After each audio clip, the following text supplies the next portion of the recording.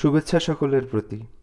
Police lines school and college Rangpur কর্তৃক আয়োজিত একাদশ শ্রেণীর ব্যবসায় শিক্ষা শাখার শিক্ষার্থীদের উৎপাদন ব্যবস্থাপনা ও বিপণন বিষয়ের অনলাইন পাঠদান প্রক্রিয়ায় স্বাগত জানাচ্ছি। একাদশ শ্রেণীর অনলাইন পাঠদান প্রক্রিয়ায় এটি উৎপাদন ব্যবস্থাপনা ও বিপণন বিষয়ের তৃতীয় ক্লাস। স্বাগত জানাচ্ছি আমি মমিনুল ইসলাম, তোমাদের উৎপাদন ব্যবস্থাপনা ও বিপণন বিষয়ের শিক্ষক। আমরা আলোচনা করব প্রথম পত্রের প্রথম অধ্যায় উৎপাদনের ধারণার বিভিন্ন বিষয় সম্পর্কে। পূর্ববর্তী ক্লাসে আমরা উপযোগ এবং উপযোগের প্রকারভেদ সম্পর্কে বিশদ আলোচনা করেছি। আমাদের আজকের আলোচনার শিখন ফল হচ্ছে, অর্থাৎ আমাদের আজকের আলোচনা শেষে তোমরা ব্যাখ্যা করতে পারবে উৎপাদনশীলতার ধারণা। উৎপাদনশীলতার জিনিসটা কি তোমরা ব্যাখ্যা করতে পারবে আশা রাখি। উৎপাদনশীলতা, আমরা উৎপাদনকে সংজ্ঞায়িত করতে যে জেনেছি, উৎপাদন হচ্ছে একটি প্রক্রিয়া ভিত্তিক কাজ, যে প্রক্রিয়ায় প্রকৃতি থেকে প্রাপ্ত সম্পদসমূহকে অর্থাৎ বিভিন্ন উপকরণকে রূপান্তরকরণের মাধ্যমে ব্যবহার উপযোগী চূড়ান্ত পণ্যে পরিণত করা হয়, অর্থাৎ ইনপুটকে প্রসেস করে আউটপুটে পরিণত করা হয়। এই যে রূপান্তরকরণ প্রক্রিয়া, এই প্রক্রিয়ায় যে উপকরণ ব্যবহার করা হচ্ছে এবং যে উৎপাদন পাওয়া যাচ্ছে, এই দুইয়ের অনুপাতই আসলে উৎপাদনশীলতা। উৎপাদনের উপকরণ ব্যবহার করে যে পরিমাণ দ্রব্য বা সেবা উৎপাদিত হয়, এই দুইয়ের অনুপাতকে বলা হচ্ছে উৎপাদনশীলতা। তাহলে উৎপাদনশীলতা উৎপাদনের দক্ষতাকে নির্দেশ করে। একজন শ্রমিক যে পরিমাণ পণ্য উৎপাদন করত, তার চাইতে একই সময়ে যদি বেশি পণ্য উৎপাদন করতে পারে, তখন বলা যায় তার উৎপাদনশীলতা বৃদ্ধি পেয়েছে, অর্থাৎ তার দক্ষতা বৃদ্ধি পেয়েছে। অনুরূপভাবে একটি উৎপাদন ইউনিট হয়তো আগে 10,000 একক পণ্য উৎপাদন করতে পারত, এখন ওই একই পরিমাণ উপকরণ ব্যবহার করে হয়তো তার চেয়ে বেশি 10-এর বেশি উৎপাদন করতে সক্ষম হচ্ছে, তখন বলা যাচ্ছে তার উৎপাদনশীলতা বৃদ্ধি পেয়েছে। সুতরাং এটি নির্দেশ করে উৎপাদনের দক্ষতাকে। উৎপাদনশীলতা এক ধরনের অনুপাত, দুইটি এককের ভিতর বা দুইটি ইউনিটের ভিতর তুলনা, পারস্পরিক তুলনা, একটি ভগ্নাংশ, একটি ভাগ চিহ্নের মাধ্যমে এটিকে প্রকাশ করা হয়। যারা গণিতে মোটামুটি ভালো, তাদের কাছে বিষয়টি আরও সহজ, যে অনুপাত মানেই হচ্ছে ভগ্নাংশ, দুইটি বিষয়ের একটি সাপেক্ষে আরেকটির তুলনা। এটি উৎপাদন বৃদ্ধির সাথে সম্পর্কিত। উৎপাদনশীলতা বাড়লে অবশ্যই উৎপাদন বৃদ্ধি পাবে, কিন্তু উৎপাদন বৃদ্ধি পেলেই উৎপাদনশীলতা বৃদ্ধি পাবে এমন নয়। এটি ব্যয় সাশ্রয়, মূল্য হ্রাস এবং অধিক মুনাফা অর্জনে সহায়তা করে।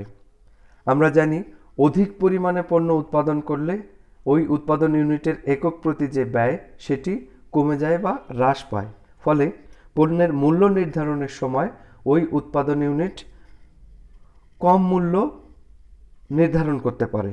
আর একই মানের পণ্য যখন কম মূল্যে বাজারে পাওয়া যায়, ক্রেতারা ওই পণ্যের প্রতি বেশি আকৃষ্ট হয়, ফলে ওই পণ্যটার বিক্রয় বেড়ে যায়, আর অধিক বিক্রয়ের মাধ্যমে অধিক মুনাফা অর্জন করা সম্ভব হয়। তাহলে উৎপাদনশীলতা বৃদ্ধির মাধ্যমে ব্যয় সাশ্রয় করা সম্ভব হয়, এবং ব্যয় সাশ্রয়ের মাধ্যমে মূল্য হ্রাসের মাধ্যমে অধিক বিক্রয়ের মাধ্যমে অধিক মুনাফা অর্জন করে একটি প্রতিষ্ঠান তাদের কাঙ্ক্ষিত লক্ষ্য অর্জন করতে পারে। একটি সূত্রের মাধ্যমে উৎপাদনশীলতা পরিমাপ করা যায়। একটি উৎপাদন প্রক্রিয়ায় ব্যবহৃত যে উৎপাদন, তার মূল্য বা আউটপুটকে যদি আমরা ইনপুট বা উপকরণ ব্যয় দ্বারা ভাগ করি, তাহলেই উৎপাদনশীলতা আমরা পেয়ে যাব। এই সূত্রের মাধ্যমে আমরা উৎপাদনশীলতা পরিমাপ করব।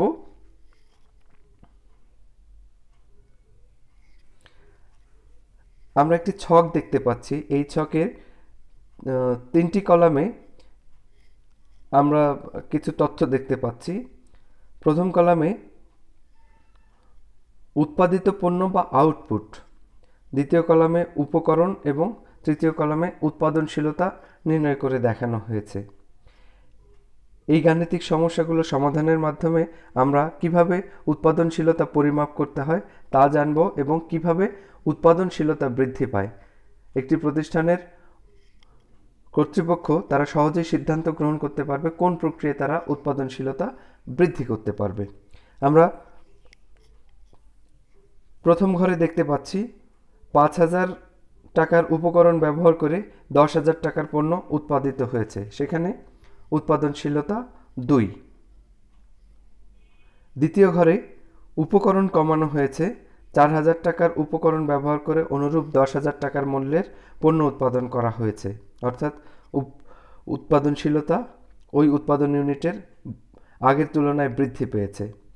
তৃতীয় ঘরে দেখতে পাচ্ছি ওই অনুরূপ উপকরণ ব্যবহার করে 5,000 টাকার উপকরণ ব্যবহার করে 15,000 টাকার পণ্য উৎপাদন করা সম্ভব হয়েছে, অর্থাৎ আগের চেয়ে একই উপকরণ ব্যবহার করে আগের চেয়ে বেশি পরিমাণে পণ্য উৎপাদন করা সম্ভব হয়েছে, অর্থাৎ উৎপাদনশীলতা বৃদ্ধি পেয়েছে।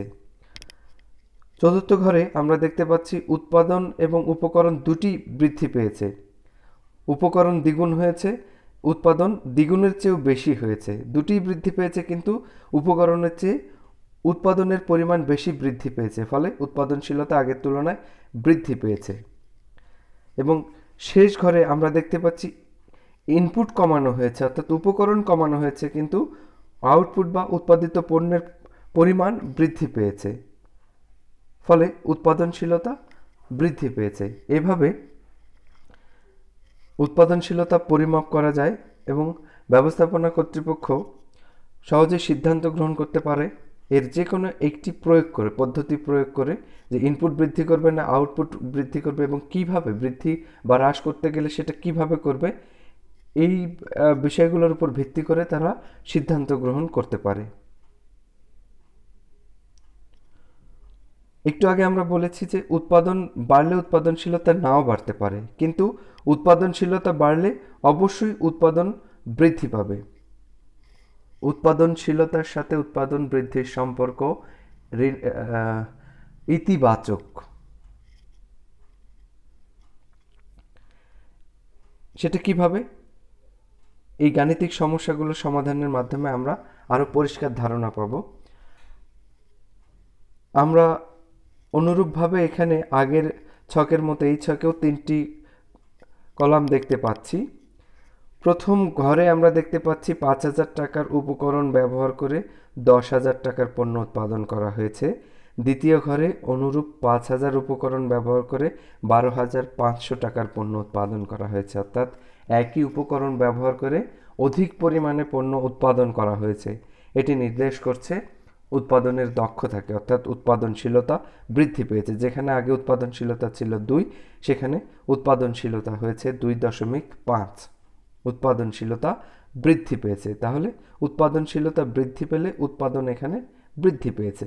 কিন্তু তৃতীয় ঘরে আমরা দেখতে পাচ্ছি 50,000 টাকার পণ্য উৎপাদন করা হয়েছে, অর্থাৎ আগের চেয়ে পণ্যের উৎপাদন অনেক বেড়ে গেছে, কিন্তু এই 50,000 টাকার পণ্য উৎপাদন করতে যে উপকরণ ব্যয় হয়েছে ঠিক 50,000 টাকা, অর্থাৎ এই উৎপাদন ইউনিটের উৎপাদনশীলতা হচ্ছে 1। আগের তুলনায় উৎপাদনশীলতা কমেছে। তাহলে উৎপাদন বাড়লেই যে উৎপাদনশীলতা বাড়বে এমন নয়, কিন্তু উৎপাদনশীলতা বাড়লে অবশ্যই উৎপাদনকে বাড়তেই হবে বা বৃদ্ধি পেতেই হবে। বিষয়টি আসলে এমন। প্রিয় শিক্ষার্থীরা, আশা করা যাচ্ছে আজ আমরা উৎপাদনশীলতা সম্পর্কে একটি ভালো ধারণা পেয়েছি। পরবর্তী ক্লাসে আমরা উৎপাদনশীলতার প্রকারভেদ বা বিভিন্ন ধরনের উৎপাদনশীলতা সম্পর্কে আলোচনা করব এবং বিভিন্ন গাণিতিক সূত্রাবলী প্রয়োগের মাধ্যমে কিভাবে বিভিন্ন ধরনের উৎপাদনশীলতা পরিমাপ করতে হয় সে সম্পর্কে জানব। আজ এ পর্যন্তই। তোমরা ভালো থেকো, নিরাপদে থেকো। শুভকামনা তোমাদের জন্য।